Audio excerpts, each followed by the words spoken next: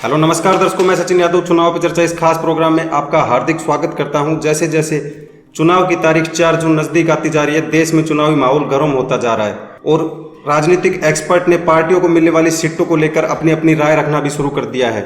देश की वित्त मंत्री निर्मला सीतारमण जी के पति परकला प्रभाकर जी ने, जो कि महान इकोनॉमिस्ट और सोशल कमेंटेटर हैं, उन्होंने भी पार्टियों को मिलने वाली सीटों को लेकर अपनी राय जारी कर दी है। तो चलिए इस प्रोग्राम में चर्चा करते हैं कि इस बार बीजेपी, एनडीए या इंडिया गठबंधन या कांग्रेस को कितनी सीटें परकला प्रभाकर जी के अनुमान के अनुसार मिल रही हैं। तो इस चुनाव पर चर्चा करने के लिए हमारे साथ सर पुरुषोत्तम शर्मा जी यहाँ मौजूद हैं। तो सर, जैसा कि आप देख रहे हो कि निर्मला सीतारमण जी के पति परकला प्रभाकर जी जो हैं, उन्होंने अपना बयान जारी कर दिया और सीटों को लेकर जो आंकड़े अनुमान जो बताए हैं उसके ऊपर जो क्या रिपोर्ट सामने निकल के आई और दर्शकों को जो है आप क्या बताना चाहते हो, तो वो जो रिपोर्ट है वो दर्शकों के सामने रखें। देखिए सचिन जी, जैसे आपने सवाल किया कि परकला प्रभाकर जी जो लगातार बयान दे रहे हैं, वो अपने वित्त मंत्री जो अभी हाल ही में है निर्मला सीतारमण जी, उनके हस्बैंड हैं, वो लगातार राजनीतिक विश्लेषण कर रहे हैं इस बार और अलग अलग चैनलों पर उनके बयान सामने आ रहे हैं। अब उन्होंने दावा कर दिया है कि इस बार बीजेपी सिर्फ 220 सीटों पर सिमटने जा रही है, जो कि एक बहुत बड़ा दावा है। तो उन्होंने हाल ही में एक यूट्यूब चैनल पर अपना बयान देते हुए ये कहा है कि अगर तीसरी बार प्रधानमंत्री नरेंद्र मोदी की नेतृत्व वाली सरकार बनती है तो ऐसी संभावना है कि इस देश में लोकतंत्र खत्म हो जाएगा। उन्होंने आगे बयान देते हुए कहा कि अगर 2024 में प्रधानमंत्री मोदी अगर वापस से प्रधानमंत्री की कुर्सी पर काबिज होते हैं तो देश में यह चुनाव आखिरी होगा। जो कि लगातार पॉलिटिकल पार्टी यानी कि कांग्रेस की बात करो या विपक्ष की जितनी पार्टियां हैं वो भी ये दावा कर रही हैं। ये बयान उनका इससे मिलता जुलता हुआ लग रहा है। आगे उन्होंने कहा कि अभी आपके पास जो एक संविधान है और एक नक्शा है, यह पूरी तरह बदल जाएगा, आप इसे पहचान नहीं पाएंगे। अभी आपको पाकिस्तान भेजने, इसको मारने या भगाने की बातें जो धर्म संसद जैसी जगह से सुनाई दे रही है, वो आपको लाल किले से सुनेंगी। आगे प्रभाकर जी ने कहा कि इस तरह की बातों को लेकर एकदम खुला खेल होगा और यही सबसे बड़ा संविधान और लोकतंत्र के लिए खतरा होगा।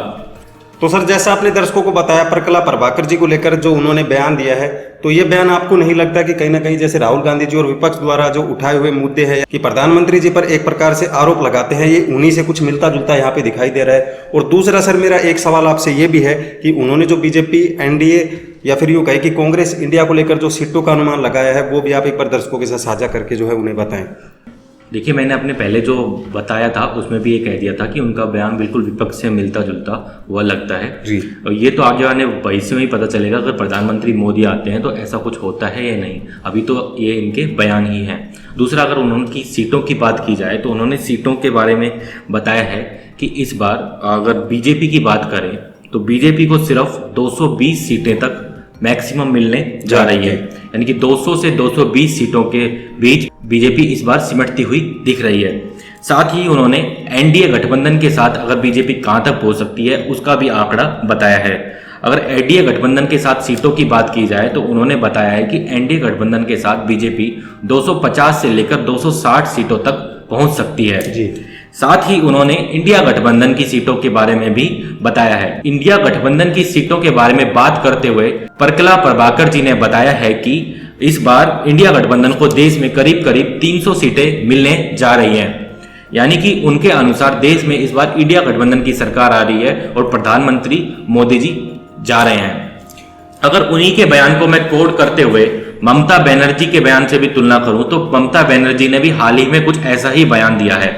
ममता बनर्जी ने बनगांव की एक चुनावी रैली को संबोधित करते हुए कहा कि बीजेपी को इस बार 200 सीटें भी नहीं मिलेंगी। उनका बयान कुछ इस प्रकार था। उन्होंने कहा कि चौथे चरण के मतदान के बाद खेला हो गया है, भाजपा को अधिक से अधिक 195 से 200 सीटें मिलेगी।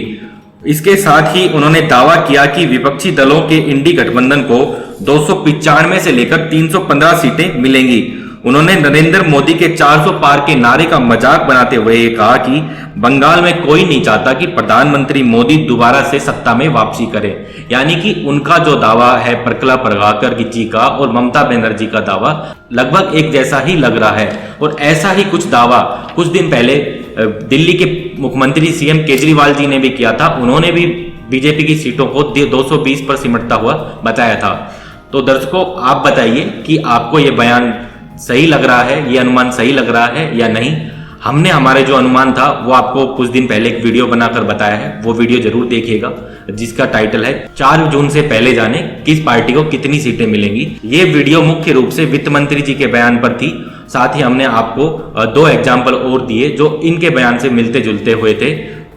आप कमेंट बॉक्स में लिखकर जरूर बताइए, आपके अनुसार बीजेपी या एनडीए गठबंधन इस बार कहां रुक रहा है और इंडिया गठबंधन को कितनी सीटें मिलने जा रही है।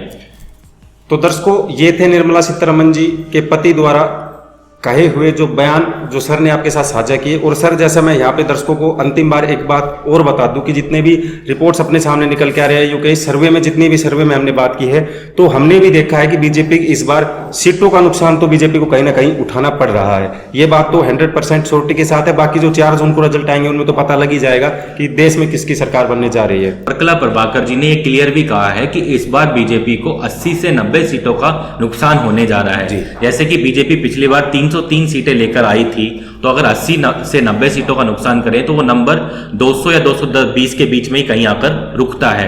तो यानी कि साफ है कि जैसा आपने भी कहा कि नुकसान होता हुआ दिख रहा है, ऐसा उन्होंने सीटों का नुकसान भी अपने बयान में मेंशन किया है। जी, तो दर्शकों, जैसा सर ने आपको बताया, नीचे कमेंट कर दे और अपनी राय उसके अंदर लिख दे। अगर ये वीडियो आपने अगर यहाँ तक देख लिया तो इस वीडियो को लाइक जरूर कर दे, साथ में चैनल को सब्सक्राइब कर ले। चैनल को सब्सक्राइब करना बहुत ज़्यादा जरूरी है, क्योंकि इससे आप हमारे परिवार का हिस्सा बन सकते हैं। इसके साथ जो बेल आइकन है उसको प्रेस कर ले, ताकि आने वाली हर वीडियो का सबसे पहले आपके पास नोटिफिकेशन मिल सके।